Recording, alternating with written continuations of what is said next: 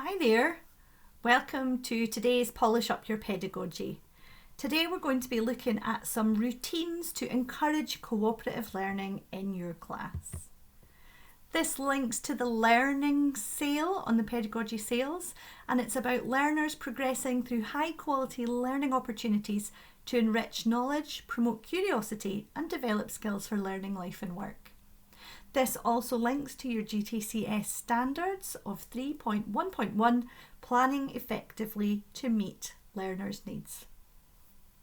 Okay, so here we go to some routines to help support cooperative learning. And today I'll just talk about 3 different routines. So this is an example of one called Voice on the Table. Cooperative learning states that pupils who are connected with each other, who find similarities in their lives, interests and backgrounds, are far less likely to tease or pick on or bully those people, and it's up to us to help support them build these connections. Every time your pupils come back together, they need to reconnect, whether that's first thing in the morning, after break, after lunch, returning from a specialist time. And investing 5 to 10 minutes each time for this really early on in your year will make such a difference later to you. But it has to be done really often.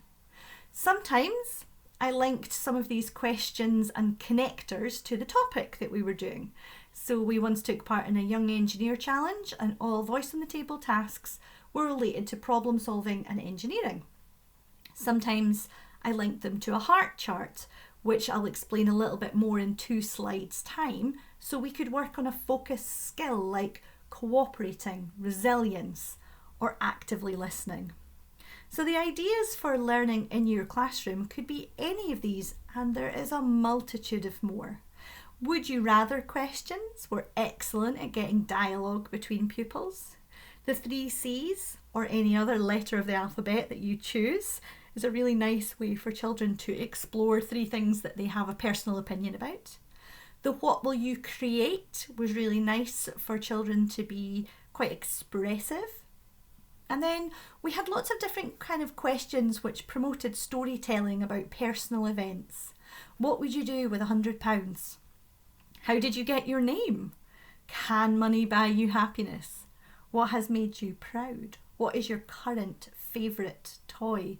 And the lists go on and on. There are lots of places online that you can find lots and lots of these ideas. The most important thing about Voice on the Table is remembering that it has to be done every time your pupils come back together to connect. Here's our next one, the huddle. I really like the huddle because it means that nobody is getting left behind, and it's a very inclusive tool. So one of the crucial messages of cooperative learning is about positive interdependence. This is successfully structured when all group members perceive that they're linked together in a way that one cannot succeed unless everyone succeeds. And a way to support this is by using a huddle. So you allow pupils to get together and discuss or come up with an answer to a question. If a pupil is unsure of an answer, then anyone else can support them by getting together in their huddle and talking through what they said their answer would be. This is a really flexible tool, which means that no one is ever left without an answer because they're being scaffolded by their peers. It can be used really easily across all areas of the curriculum.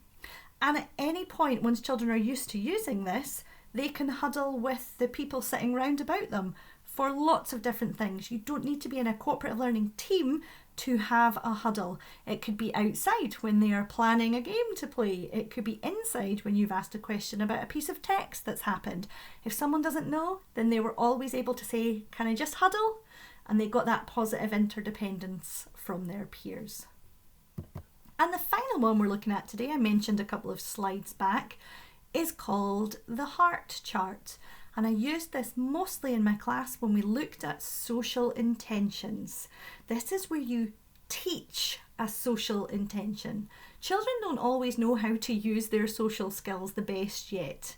We need to be the models to help them scaffold it and develop it.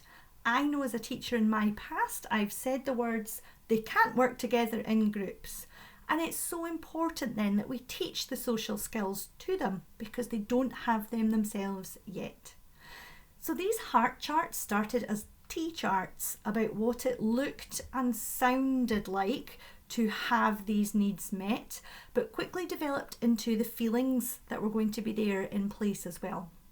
I made it absolutely key to going back and checking them, clarifying that they made sense, or used my voice on the table tasks to remind children about them.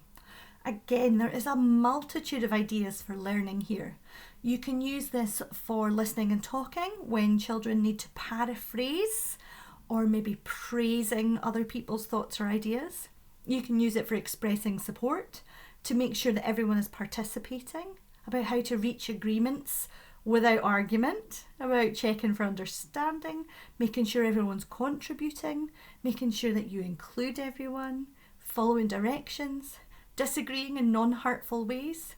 And actually we even used it for a skill, which was how to use email appropriately with peers.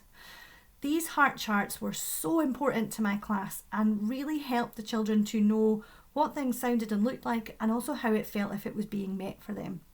And they became really skilled at being able to say to other people, well, you're not participating just now, and that's what we need you to do. This takes a lot of time to put them together to make sure that they are valuable and worthwhile, but it really helps to get over they can't work in groups. So thanks for joining today in part 1 of 3 of our work on cooperative learning routines to build relationships in your class.